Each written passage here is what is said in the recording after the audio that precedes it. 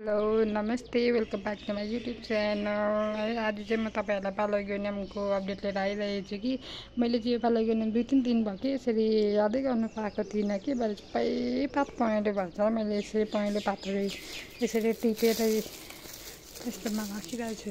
यहाँतिर यसरी हालिरहेको छु। यसरी थुपारेको यो पुरानो उसमा मल हुन्छ अनि सबै टिपिसकेँ। अन्त यहाँनिर चाहिँ यसरी फुल्दैछ है मेरोमा। अन्त हजुरहरूलाई देखाउनुलाई चाहिँ नि हेर्नुहोस् त वाइट कलर कति मजाको।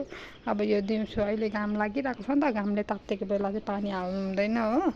अन्त यो पानी अब म बेलुका भएपछि अलिक माटोहरू चिसो हुँदै जान्छ, त्यहाँदेखि चाहिँ म यसलाई म पानी हाल्छु। अनि त्यसै गरेर यहाँनिर चाहिँ पिङ्क कलरको छ, हजुरहरूलाई पनि जानकारी दिनु पऱ्यो भनेर नि यो पानी चाहिँ हाल्नु हुँदैन त्यसरी अचानक देखियो भने चाहिँ भनेर मैले तपाईँलाई भन्नुको लागि चाहिँ यसरी भिडियो बनाएको है। माटो पुरा सुकेछ क्या, खासमा चाहिँ यसलाई एभ्रिडे पानी हाल्नुपर्छ, थोरै थोरै एभ्रिडे पानी हाल्नुपर्छ। मैले चाहिँ अब हेर्नु नै भ्याएकै थिइनँ, अब कता कता हेर्नुहुन्छ र यो चाहिँ फुलिसकेर यसरी सिड बनाउँदैछ, यसलाई चाहिँ यसरी निकालिदिनुपर्छ यसरी हो।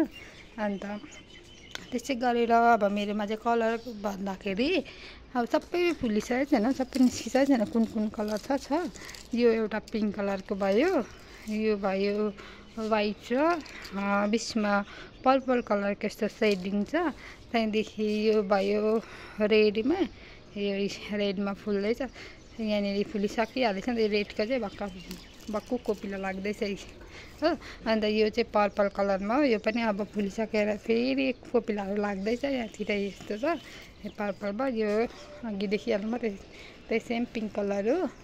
अनि त्यसै गरेर यसको निस्केकै छैन, यसको कलर निस्केको, यसको कलर यो पिङ्क कलरको रहेछ।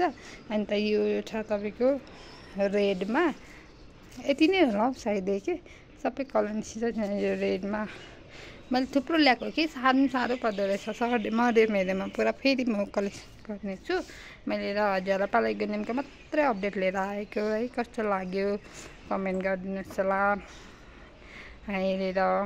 अन्त मलाई साथ सपोर्ट दिनुहोस् है। म यस्तै जानकारी भिडियोहरू फेरि पनि लिएर आउनेछु। Thanks for watching, bye by.